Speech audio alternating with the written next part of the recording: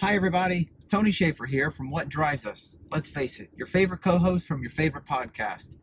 This week, I have the 2018 Toyota RAV4 Hybrid. But first, how about some credits?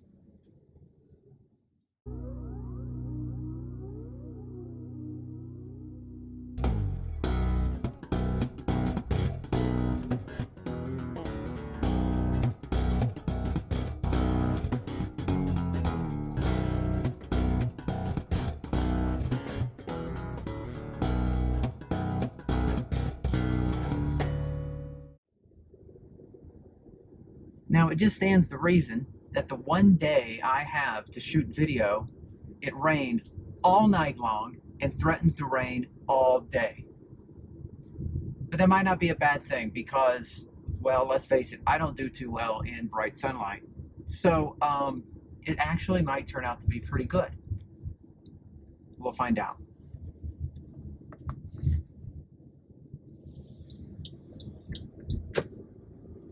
So first things first, I'm not a large car driver. And the RAV4 is not even considered a large car. It's a crossover utility vehicle. It's certainly not a mammoth SUV. But I gotta tell you, sitting in here driving this car, this is a really nice car. It drives a lot like a sedan. And I actually mean that kind of lovingly, believe it or not. It didn't take any getting used to. I have full visibility all the way around. I kind of like actually sitting high compared to my regular car. Had my wife drive the car yesterday to see what she thought, and she had much the same reaction. The RAV4 drives just like a regular car. And then you throw in the hybrid part, and the one thing that really surprised her the most, see, her car, her regular driver has gears. I typically drive a Prius, so I'm accustomed to continuous variable transmission. She's not. She absolutely fell in love with it. It didn't take long at all. Actually, it was quite funny when she said, "I love how smooth it is. I can't even tell the gear transitions." There are no gear transitions. It's really smooth. It's smooth up, it's smooth down. The only thing you might notice is when the actual internal combustion engine kicks in or when it switches over to hybrid. But even that is really subtle. So all in all, the drive quality of the RAV4 Hybrid is very, very nice.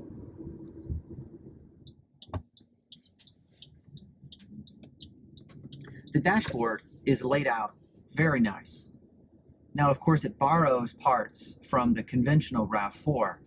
What's interesting is on the left in front of the driver is where the tachometer usually is in the conventional version. For the hybrid, this is where they show you charge management. So you can see how much effort you're putting into the battery or the engine. And if you are in EV mode, you can see exactly how hard you can push it before it kicks out of EV and brings in the engine. Also, as you're slowing down regenerative braking, the needle drops down to show you that you're actually recovering some energy. This is also displayed on the Eco screen in the middle of the dashboard. I do like that it has a small computer screen between the two big round dials. The driver can switch between them to get various types of information. The infotainment screen is relatively small, in my opinion. I mean, this is 2018. We can make bigger screens now. I mean, you can navigate around. It's got a bunch of apps here that you can get into. You can pull up navigation, audio. You can, you can pull up your radio stations. You can save what you want. I mean, yeah, you have a good amount of information. I just think that it would be better, in my opinion, to put in a bigger screen, extend it down, and you could get rid of all of this section that is climate control. Because quite honestly, what you do is you set this on auto, and then you don't touch it again. So for 90% of the time that you're driving this car, this lower section doesn't do anything. So Toyota, I know you watch all these videos, so what you should do is extend the screen down and repurpose this area so it's not just sitting there taking up space. The glove box is actually quite huge. It's a very big glove box for this car. Once you've read and memorized all the manuals, you can leave those at home. And what you're left is a glove box that you can fit just about anything into. And above the glove box is a space where the passenger can just set their cell phone, or you can put paperwork or whatever up there. Not bad storage over here.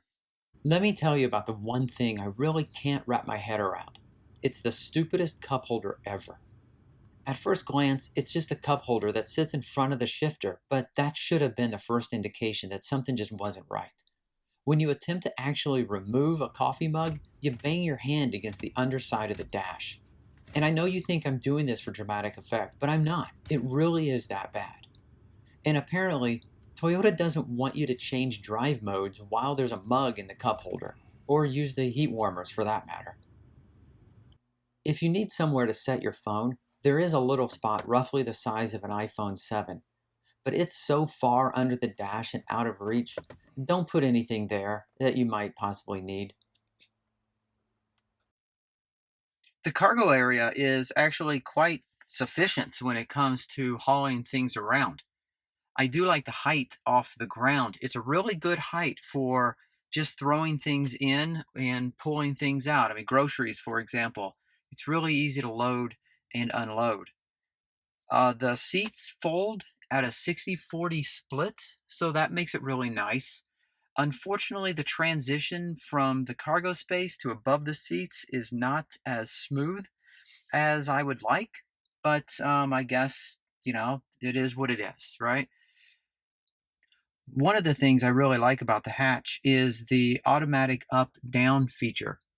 From the outside, if you grab and hold the button for a couple of seconds, it activates and automatically opens the door to a full height. And it opens up to something like 72 inches, which is perfect for most people to be able to stand underneath and load and unload. And to close it, there's a button that you simply push, and the hatch closes and latches on its own. It automatically locks if the rest of the car is locked. This is really nice and really convenient. So let me tell you, to be honest, I really like this car. After 6 days, the RAV4 Hybrid returned 42.5 miles per gallon. 42.5 in a car that's rated at like 30. In my opinion, Toyota got it just right with the hybrid synergy drive of the RAV4 Hybrid. They underpromised and overdelivered. This car is easy to drive. I'm not going to say it's a joy to drive because it's certainly not a sports car. But let me tell you, it's about time for my wife to turn in her 2010 car, and I think she actually really enjoyed the RAV4 enough that I could have one of these in my garage very shortly. If you enjoyed this review, make sure you subscribe to our channel. Every Wednesday night, we do live podcasts. We'd love to have you in the chat room. Make sure you subscribe to be notified when we post new reviews or start a new podcast. I'm Tony Schaefer from What Drives Us, and this is the 2018 RAV4 Hybrid.